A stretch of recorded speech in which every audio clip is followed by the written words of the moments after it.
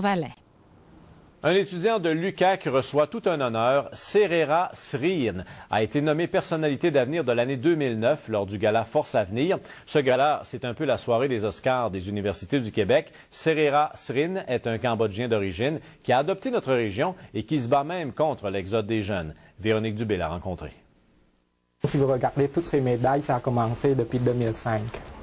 Voici un étroit local qui était presque condamné à l'arrivée de Serera Srin en 2002 à l'Université du Québec à Chicoutimi.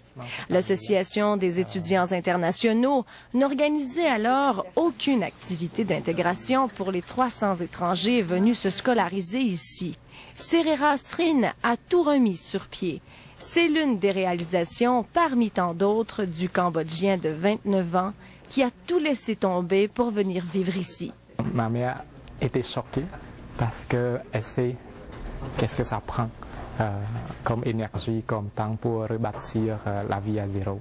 Il est parti de son pays dans le but de venir étudier au Canada grâce à une bourse de l'ACDI.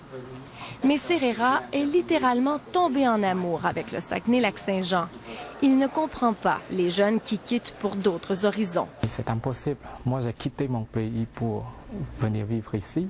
Alors, moi, je n'accepte pas que les jeunes d'ici partent.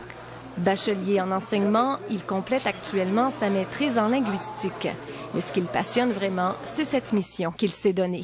Hey, tu viens-tu la semaine prochaine? Aider les immigrants comme lui à s'intégrer et à percer la bulle saguenéenne. Parce que quand je suis arrivé, c'est sûr que je connaissais rien. Donc pour moi, la région, puis les gens, ça représentait comme une boule. Ils se connaissaient entre eux, mais moi, je les connais pas.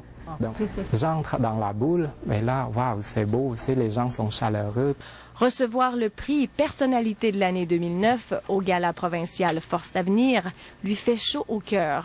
Mais sa plus grande récompense, c'est vivre les réussites des immigrants qui l'accompagnent. Salut, merci. Bravo.